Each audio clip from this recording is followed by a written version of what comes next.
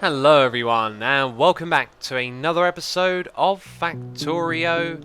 And look at the inserters here, look at the inserters. They can't quite pick them up, they're too slow. They're too slow for these blue belts. They have to wait until they back up a little bit, or they come in pairs. You can see a big problem here, we are running out of iron.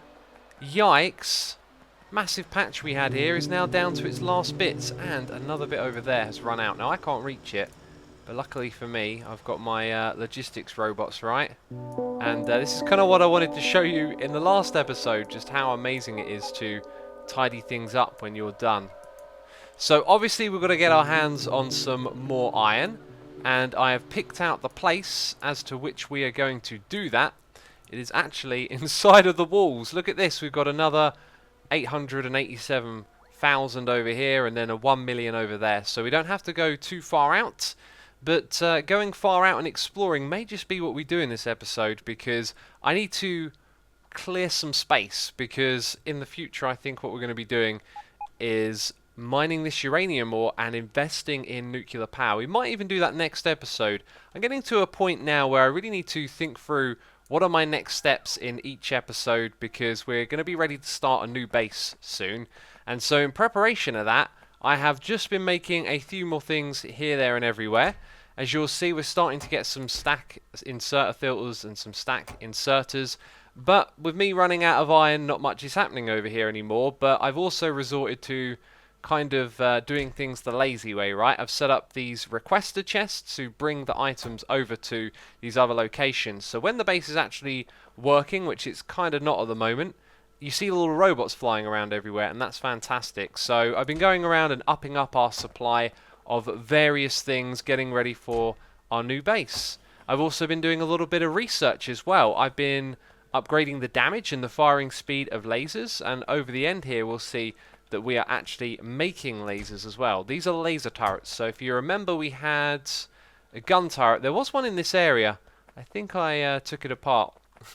But anyway, here's one. Yeah, look, I've got some ammunition, so I should have had a gun turret in that area. So yes, the laser turrets will run off of power, but the thing is we need to store large amounts of power, so we're going to make some accumulators as well. So if we do nuclear power, I'm going to do a setup that I haven't done before, which is to generate large amounts of power from nuclear power and then use them to to fill up the accumulators with energy, and then if anything shoots at us, these laser turrets that we can place everywhere will kill the aliens. I am struggling with my words. It's the end of a long day for me, and throughout this day the factory has been running, just tearing up through the last of the iron. So we should head over here, set up some miner drills and get this thing flowing again. So this is a perfect learning opportunity, my friends. We have some robots over here that are going to bring us some more of these miner drills. We will always have 50 in our inventory if I leave this on here, which is something that I will start to do with things like electric poles, because I never really want to run out of these, and I also don't want to think about running out of them as well. And by the way, it is actually an option inside of the settings somewhere in here. Maybe it was inside other. Aha, here it is. If you go into interface and look for interaction, set logistic request count to 1 instead of stack size. So by default, these normally jump to the stack size, and that can be a little bit problematic if you don't want to request a lot of items just by clicking on it once. So now when we click on something, it will by default be 1 over here. Anyway, what I wanted to teach you about was making a blueprint. If we press B to bring up the blueprint menu, we can grab a blueprint like this and just highlight what we've built in this area, and then it creates a blueprint for us. We can give it a name. I'm going to use this one temporarily and then throw it away, so we won't worry about that. I can then give it an icon, so maybe one of the things I want to do is put ore in there to remind me this is for getting ore. It tells you about the components. You can edit things manually here, and once you've created a blueprint, you can drop it down like so, and then these guys are going to come in here and do the work. Do you know what I should have done before I made this blueprint? I should have put the tracks in the middle so I don't have to build them myself. But then again, I could just make another blueprint of the tracks, right?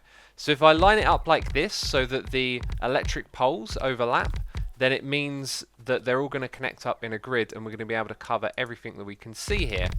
Now, it doesn't place the miner drills everywhere, and that's fine, because the robots are doing all the work. It doesn't really matter if we miss a couple of these, right? And we've actually run out of our electric poles, but because I created that request, we should see some robots bringing them over to us. Okay, there they are, electric poles. Also, I've made a blueprint of this belt that we're going to put through the middle. And now my robots are building it all for me. And I'm just going to realise this is absolute overkill for our needs. And because we don't want to create a lot of pollution, I may just disconnect a couple of these electric poles so not all of them are running at the same time. But we're going to have 3 belts coming out of here. And what we're going to do is put them into a balancer, which is going to take all 3 inputs and make sure that its output belt is going to be full all the time. And now we're looking at a website. We're on factoriocheatsheet.com.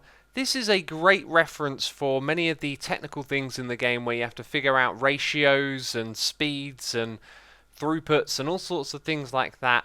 And down here you'll see that there is a section dedicated to belt balancers.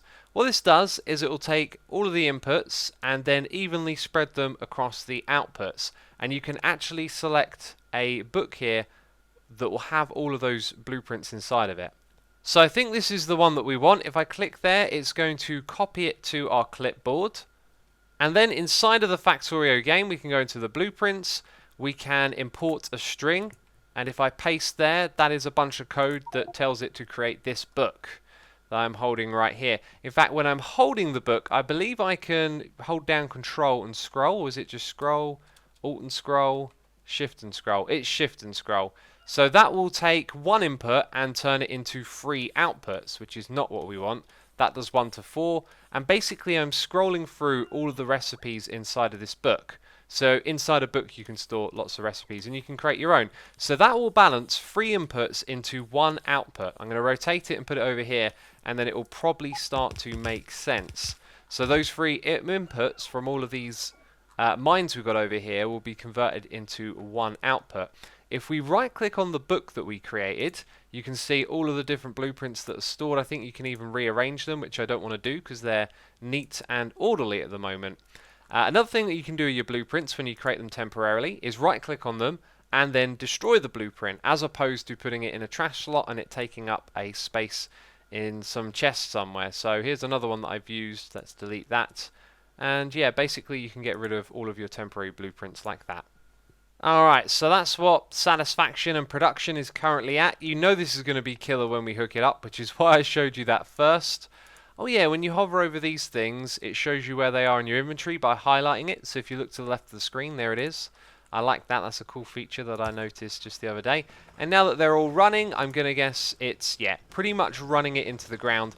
And then these things are just going to fill up the belt. So I'd like to do a little bit of an experiment and see what happens when they sit around doing nothing because the belt is full. This one has mined all the copper empty, but this one here, for example, is just doing nothing because the copper isn't going anywhere. And it's fascinating to see that with all 3 of our belts, this thing isn't quite full. Actually, no, I think now it is full. It provides a steady stream, and it's starting to back up here. Now, it will back up even further once more of it gets smelted and it merges with this bit here. So our experiment will soon be underway. You know, it's really clear and obvious that when it starts to back up in front of the miner drill that it consumes less power.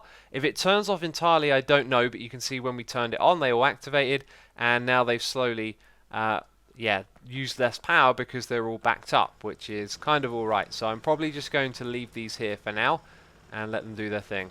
And now that the iron is flowing through our system again, things are being created and the robots are activated again because they've got things to move around. This is what I was talking about, where I've been fixing things a little bit with logistics robots. So over here, for example, we only have 2 of these machines making the electric circuits. So with a requester chest, we can take some of them for over on these side where there's more machines, and if they're just leaving the belts here empty, then we can route them over here. It's not good design and it's not really a great solution, but this little setup for the beginning here is going so much further than I thought it would have done, and that is absolutely fine. We're going to build a new base in the future, but first it's probably going to be nuclear power, and we're going to do some projects before that. I decided to check up on the base and kind of discovered a little bit of a mistake with this setup here. Now, it managed to make quite a few of these accumulators and then it stopped, and that's because it ended up putting the wrong material on the belt. I should have had a filter inserter here. So now that we've got that, they've all got access to the iron that they need. That's fantastic. And we're going to start the process of nuclear power in this episode, and in the next one we'll be setting it up. Now this right here is something that I really, really want, but now I realise that it is very, very expensive. This might actually be quite tough to get over this next hump. But anyway, it starts off with this level of research, so only using these 3 types of potion, yet it costs 1,000 of them. And then we're going to unlock all of these things for nuclear power. But look, they require crazy amounts of materials and very expensive things. So that'll take a lot of time to produce as well. So I think we need to start on this nice and early. So we're going to start the research while we accumulate our accumulators and our lasers as well as many other things in the base. So I've started to prepare for these potions. I've got some batteries being put into a chest. We're going to make up those copper cables, and then it means we need 2,250 of these. I've already got 500 stashed up, but I need to address some inadequacies in our system and try and just improve a few things to speed this up, because once again I'm going to spend a fair bit of time AFK in the world to make sure all these materials get produced. But over here we've got a lot of petroleum spare, so I think we're going to link it up to our other system, and if we run a pipe just through here, it's pretty close to meeting up with that one, right? So we can pump it into there, and now we'll see that this one will start making a lot more plastic. And we're going to go for it like this. We will triple our production. We've got the sulfuric acid going across like that, and then we're just splitting this up, and yikes, it looks like we're going to need to get more green circuits over here. So I've made huge improvements around the place, really getting the most out of this blue belt that we got running through the middle here. You'll see things like speed upgrades here and there. This thing's been expanded once more, rearranged some stuff. Also made it so we had far more red circuits being produced here, and I'm actually storing loads of them up for the nuclear power project. And we've done our research, all the potions have backed up, and there's loads of green circuits to go around, and we've almost got the last of the blue chips now. Best of all, it only took a couple of hours of AFKing while I've been doing other things, so there are blue chips, and down the bottom here we have a ridiculous amount of these. Once again, I crunched the numbers, made all the speed modules, and next time we use these potions, this should come from an automated setup in our new factory.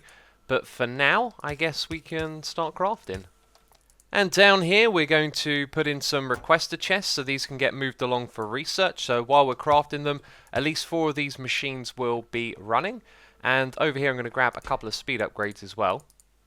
Oh, and by the way, I've done something that I didn't really want to do, and I'm not going to do again. There are some solar panels over here.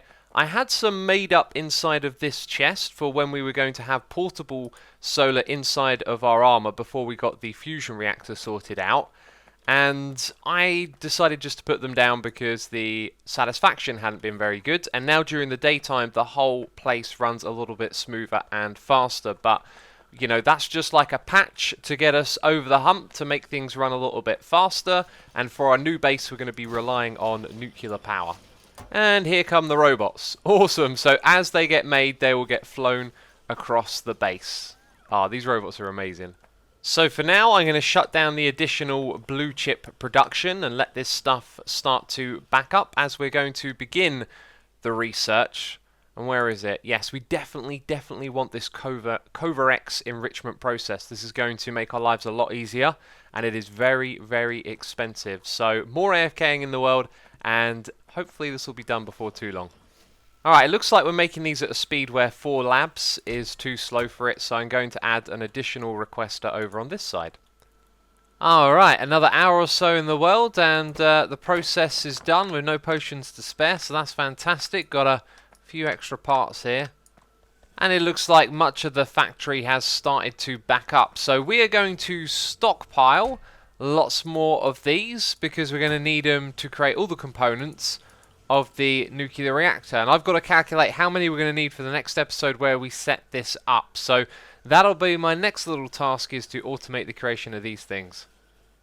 In doing that, I realized there's other things that I need to set up. But first of all, check this out. All of the iron from the very beginning down here is gone. And we're actually starting to run out of copper as well. We're really tearing through some of the resources available to us. Now what we're going to do over here is siphon off some of that iron and send it down in this direction, because in looking at the materials we need for the nuclear reactor, I remember that I never got around to creating these materials down here. And this is for creating tiles and decoration within the game, which actually want to be a part of the nuclear reactor. It's the first thing that's going to be like a permanent addition to our base. And so I want to put tiles down on the floor to make it look really interesting. We're going to make every single type, and I've laid it out like this. So we're going to feed stone in over here. That's going to come from over here, so we'll split it off, send it across. It's going to be more spaghetti belts, but yes, it'll get smelted into the bricks, which are a key component of this one. So then those bricks are going to come up here. We're going to put them into a chest so we can store them, send them back down again, and this is where the iron will join them on the line. So there'll be iron and stone bricks and water fed into these machines. It will then provide this one over here with that, which it takes 10 of to refine into the hazard one. And on the opposite side, it will also need some steel and some iron sticks. So I'm thinking somewhere around here, we'll be able to shimmy those materials across, make those things, and bring them down on this belt. So they go into that side, and then here it's made out of that one, and it refines it into the hazard variant. So you can see we set up chests to store them for the logistics network, but one of these belts will then take the stone bricks coming through, or better yet, actually, it's this right here, this assembling machine. So what we might do is put an underground belt here, although that's not going to work, because I've designed this so that we can grab a blueprint and we can then tile it up above itself like that, and hopefully be able to squeeze a couple into this area. I can move it up and down, of course. So the very last one could have an inserter coming out of it. Hopefully I can come up with a better solution than that, because this is what we need to feed into the next area, although now that I think about it, we'll probably use logistics robots. So those logistics robots will then provide us with that concrete, which we need for the reactor. We also need it for one of the other things as well, the centrifuge, yes. Okay, it is all set up, ready to go, and looking spectacular. For now, we've got 6 furnaces over on this side to deal with the stone. The iron is coming in from up above. There's a little bit of clever belting over here because I've used 2 different types so we can have them running through the same underground space. That is a trick you can use. And so we have these materials, everything's in place basically. The thing that's missing is water, so when I put this down here, everything should start to go. And it looks like these ones over here, no sorry, they were taking items in, right. And then this is kind of slow, so it's going to take a long time to produce these concretes. Now I'm hoping that the blue one being faster is the one that puts it on the belt first. So it'll go on the belt and then the other ones will get some after. I think it actually produces a lot at once perhaps. Yeah, it produces 10 at once, right. And I've set up all of these so that we're going to put 500 of each type into a chest. And then I guess we're going to want a chest down here as well. Now since there's 2 chests for each type, we're going to have this here and we're going to set it to 1,000. So 4 nuclear reactors means 2k of everything, so I've just put the ingredients into this chest here. And because we built our system with chests for storing large amounts of steel, they're going to do that automatically, although this will run out pretty quickly. Wow, hordes of robots moving around our base. It looks fantastic. So that's going to fill up and we're going to be able to have those things created. And then over here I need to calculate how many of these centrifuge we need. This is so much fun watching the robots fly around the place. Also, I'm upgrading these ones since everything else relies on it. I figured if we make them run faster, then all of this gets produced a little quicker. And I've got some more robots for the logistics network. There probably is a way. I really wish there was like a screen like pressing P where you could see all the logistics robots doing stuff like L. Oh, what would you know? There is actually... Oh wow, this shows us all the contents of our system and what's available. That's exactly something that I need. Wow. And it tells us how many robots. Well, I said wouldn't it be cool if there was a screen and the button was L for logistics, and what do you know, it already exists.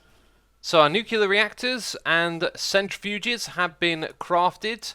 Next episode is going to be super duper interesting, and I've also created all of the other things that we need as well. For example, we need 83 of these, and I'm using Factorio cheat sheet because it does all the crunching of the numbers, which can be a little bit of a pain to figure out when you do it manually. So we're just going with their simple ratio on there that requires 48 of these. I'm not sure if we've got enough of these heat pipes. In fact, I'm pretty sure I'm going to not have enough, so let's actually double this up to 200. So we've got all the materials that we need ready to go up there. There are two other things as well we will need, which is sulfuric acid, because to mine the uranium out of the ground, you need sulfuric acid as well. And we always seem to have a large deposit of that built up, and I think we can build on that nice and easily. So around here we'll be pumping this upwards towards that uranium patch. We also need to get some iron plates up there as well, so it's probably going to be a similar thing. We'll have like a pipe and a belt running all the way up to the top here, to that uranium ore patch. I managed to distract myself there. We're going to have 4 nuclear reactors, which require 5 pumps, 48 of the boilers, and then 83 of the steam turbines. That's going to produce 480 megawatts. We're currently producing just under 15, and 2 of those come from solar panels, which we'll dismantle once we have nuclear up and running. I want to try and get my base running off of nuclear entirely, which could be quite the challenge. I don't think this is going to be enough accumulators though. We're going to need a seriously large amount of these to store up energy. So here's another little preparation we got to make. I'm gonna jump that all the way up to 1,000. We're going to have 2,000 of these in total. I've also been looking through at research to see if there's anything related to the nuclear stuff that I might have missed. There is this, but I don't think we need it straight away. It will allow us to reprocess up used uranium fuel cells. That's something we can do later on, and it costs a heck of a lot of potions. And then over here, the other things that you get from it are the atomic bomb and uranium ammo, and we don't need either of those right now, nor are they available. So we're kind of all set and ready to go. It's going to be an exciting one. Once we've got that power set up, we'll probably move on to starting a new and massive base. So anyway, if you've enjoyed this episode, then leave a like. As always, thank you for your support on the series, and I'll be seeing you soon with another episode of Factorio. Bye bye.